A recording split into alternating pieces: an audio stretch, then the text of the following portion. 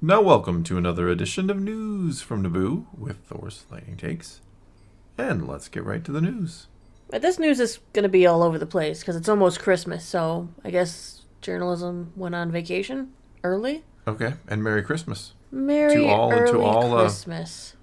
Cross your fingers, hope for a good year in 2024 of Star Wars and, well, everything. Life. And life. And life. All right, but let's kick it off with StarWars.com. They posted their annual Happy Holidays message. They have an annual Happy Holidays message? Every year they put up a little... Yeah, I pay attention to that one. You totally do. Yeah, totally. Yeah, but it begins to feel like Hoth outside, and our galaxy prepares for Ewok-like celebrations. Okay. We wanted to say thank you. And then they give their obligatory thank you, and this is the best part in the whole thank you. This is the part I wanted to There has to be a reason why you're... Well, Unless the news is really that rough today. We're going to take a few days off. It's a good time for an Obi-Wan Kenobi and Ahsoka rewatch. We'll see you in 2024. May the Force be with you. Woo! Why are they telling us to rewatch Kenobi for the holidays? Do they not like us at all? No, that's like... This is StarWars.com that's giving like finding coal for... in your stocking. I knew you were going Yes! There. StarWars.com has presented you with coal because they want you to rewatch Kenobi this holiday season. They don't want us to rewatch Andor, huh? Why not? That's like finding the jackpot, the golden ticket. Hey, we could rewatch the episodes of Mandalorian in the snow. You know, the one where he met Frog Lady? Oh, and yeah. There were the spiders. There was snow. I was like, what episode? Totally of Mandalorian festive. in the snow? Totally festive. Yeah, the Frog Lady episode. Frog Lady episode. That's the only episode I think we see snow, right? I believe it is. Off the top of my head. Someone's going to prove me wrong. Someone's going, no. And actually in this episode... Actually. I don't know. The actually people, yes. I know they were on the ice in the first episode, you know, because they went out on the ice. See, they were. That was like... I mean, that's like the same... I can't even say the same. He also put someone on ice in that episode. Yeah, so yeah, they do, see? Actually, Thor, in the very first episode. You corrected yourself. Actually, I did. I'm the actually guy. You are the actually guy. I'm ashamed of you. Let's move on to something else. So, Zack Snyder with the Rebel Moon circuit that's going on. A lot of people not enjoying it. A lot of people think it's just okay. We did our review over on my channel. We might do a Let's Talk some We Rebel might Moon come back to that, yeah. We'll do a little more. I think give people a couple of days to watch it. It is holiday time, so it's busy. Yeah, but it's like a 2-hour and 15-minute movie. If you have seen it and you want a spoiler review, it's on the other channel. If you haven't seen it and want a 10-second review, it's worth watching, I think. I think it'll depend on what part 2 has to say, honestly, make it worth... was it worth watching? It does hinge a lot on what the next part does, but on its own right now, it's rough. We'll leave it at that. There are no spoilers in this little segment, just so you know. But Zack Snyder explains why he pitched a rated R Star Wars movie. He says, I think in the end, the tone would have been the big difference. I think that my natural, sort of knee-jerk tone is closer to the more R-rated. I just can't help myself. And that would have been problematic in the Star Wars universe. There would not have been a brothel. Actually. Actually, Zack Snyder. Have you seen Zach? Andor? Yes. Yeah. Andor starts in a brothel. It was a very upscale type of brothel, the type of establishment. The madam was very kind.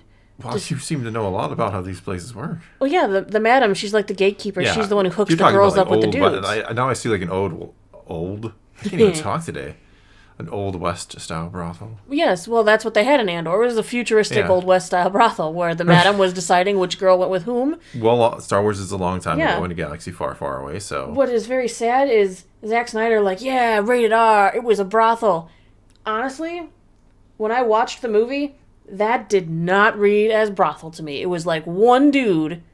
doing the brothel-y type stuff. Yeah. I'm not spoiling anything. One dude was all like down and dirty. No, he was down and dirty. Other than that, I thought it was just a seedy bar. That's what I thought too. I did not realize it was supposed to be a brothel. Andor made it very clear this is a brothel. Yeah. But on the other side, I mean, Andor made it very clear they were in the red light district as he's walking down that street. Yeah, he was in the red light district. I thought this was a seedy bar. I thought it was a cantina. I thought it was, a seedy bar. Why are they going into a brothel to do what the business they needed to do? Wouldn't make sense. It makes sense that they would go into a bar. Sure. Yeah. So, yep. Good job, Zack Snyder. I like that that's what makes it R. Like, they go to a brothel. They go to a brothel. Well, I don't know if that's, like, automatically makes it an R, necessarily. No, not really. Alright, but let's move on from that and continue down the rabbit hole of Naboo's crazy mind. Oh, God, help us. The next thing I found on the internet that was fun, Baulders Gate 3.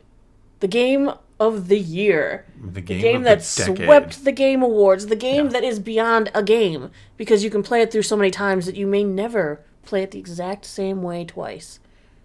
Ooh. Well, there's that many choices, honestly. No, it's unless you're trying to, you're never going to have the exact same experience twice. But sources at the Giant Freaking Robot site say that Netflix is in talks to buy some sort of rights to then adapt this into a live-action series. They are looking for the next big game adaptation, seeing as The Witcher might be going downhill now that they've lost Henry Cavill. That might be ending a little sooner than expected. We might not even get a full story. They might have to abandon it before then, like they did Shadow and Bone. I think you can stick a fork in it. I don't think anybody's going to watch without Henry. Not anybody literally, but you're going to lose a lot of people without Henry Cavill. What I find the saddest is that Netflix just abandons series sometimes. I mean, they abandoned Shadow and Bone. It had 2 seasons, and it was doing really well. It won awards. Yeah, but they're like, yeah, we're not making season 3. We're done. But Netflix needs a new title. They've been adapting so much. They did really well with One Piece. We started watching Yu Yu Hakusho. Yeah, we've watched the first episode. Yes, the first episode. But One Piece was exceptional. One Piece was exceptional. So far, first episode of Yu Yu Hakusho did not compare to the anime that I remember when I was a kid, when I watched it. I don't know how closely the manga, though, and the anime are related. Episode 1, I was like, yeah, that's not quite right, but whatever. But what do you think about maybe Netflix doing some sort of a live-action series, Baldur's Gate 3? Well, they want their next big franchise. They didn't exactly give us a new Star Wars franchise, I would say, with Moon. So try again with D&D. Well, not that this would be D&D necessarily, exactly. or Forgotten Realms. Well, and they say live action, but what if they did an animated? I mean, think of how popular Vox Machina is on Amazon. Actually really good. And that is a D&D based series. But that's trying to be people playing D&D more than... I don't know that you would want to do Baldur's actually Gate like 3. A story in a world. Yeah, exactly. I don't think you would necessarily want to try to make Baldur's Gate 3 anything like Vox Machina, because again, that's just taking some of the player tropes, I guess you could call it, and making you laugh at them while also being well acted and a good story and a lot of other things. I couldn't envision Astarion not having Astarion's voice, though. Well, no, I don't think you would want to. Right, you would need these voice actors who played it, so that's why I wonder if maybe it would do better in an animation.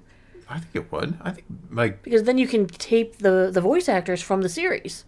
Yeah, I think you wouldn't even want to do this live action. I think it would be cheaper for one, and just better to do this some sort of animated style because people are already kind of seeing it animated through playing the game in a manner of speaking. Yeah. So I'm very interested. I'm interested to see what would happen if Netflix does acquire this. I'm interested to see what they would come out with on the other side.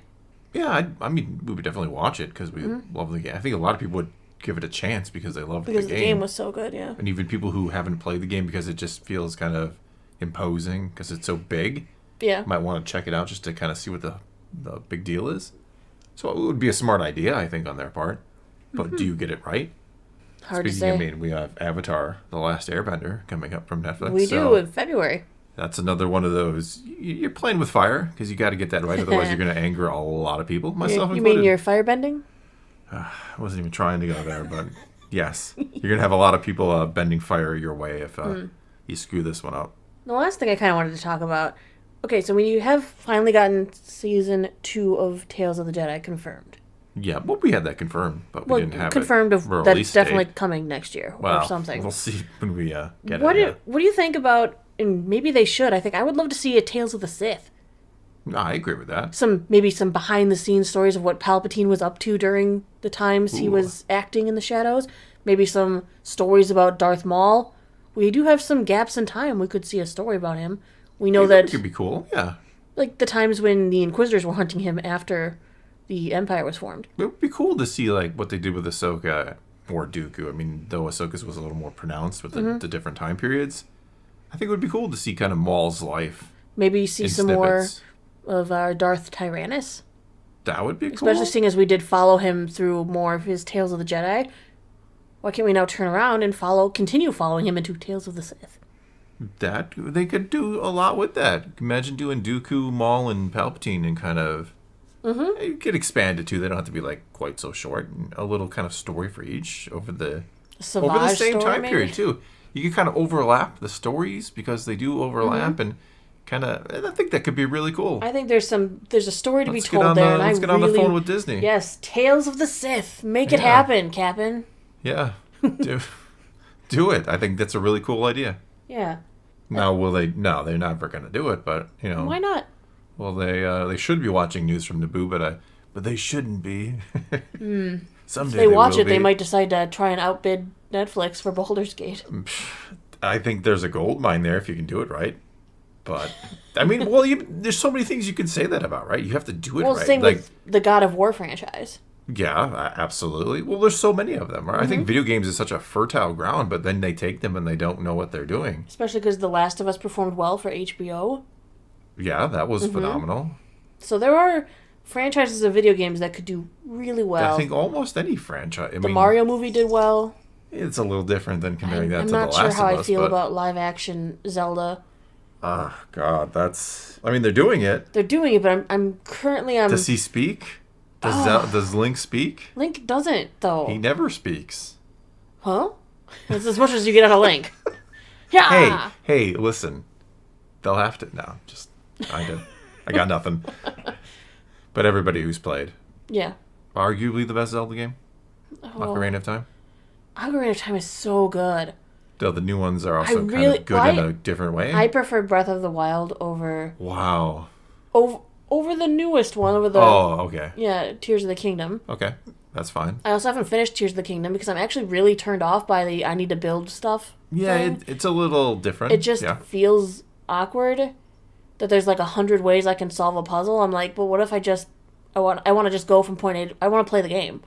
And instead I'm spending 20 minutes building things every 5 minutes. Some people really took that building thing seriously. Oh my goodness, I saw so many of the most creative builds, but at the same time I'm like, I just want to play the game. I want to go through the story. I don't need this to be, I get what you're saying, yeah.